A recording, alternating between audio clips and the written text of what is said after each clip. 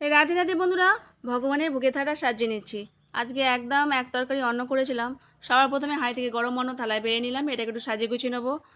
এক চিল লেবু অন্নের উপর দিয়ে দিলাম, গোল গোল করে শশা বানিয়েছিলাম সেটাও থালার মধ্যে দিয়ে সাজিয়ে দিয়েছি। আর এই বাটির মধ্যে দিয়ে দিয়েছি পনির, আলু, পটল, বিনস আর কড়াইশুঁড়ি দিয়ে রসা। রসাটা একটু বেশি করে করেছিলাম, এই রসাটাই বাটির মধ্যে দিয়ে আর সাজিয়ে দেবো।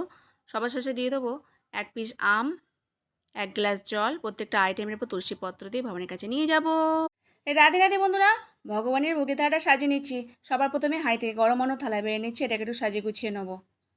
গোল গোল করে উচ্ছে ভেজেছিলাম ছাকা তেলে, সেটা থালার মধ্যে দিয়ে সাজিয়ে দিলাম। আর লম্বা লম্বা খোসা সমেত পটল ভেজেছিলাম ছাকা তেলে, সেটাও দিয়ে দিলাম। কিছু ডালের বড়া করেছিলাম, সেটাও থালার মধ্যে দিয়ে সাজিয়ে দিলাম। কাঁচা লঙ্কা কুচিয়ে আর কালো জিরে দিয়েছিলাম ওর মধ্যে। ডালের বড়া দিয়ে ঝিঙে আলু ঢেঁড়সের রসা করেছিলাম, রসাটা একটু বেশি করে করেছিলাম আর সেটাই বাটির মধ্যে দিয়ে সাজিয়ে দিচ্ছি। আজকে আর ডাল করিনি। আর করেছিলাম মিষ্টি আমের চাটনি, সেটাও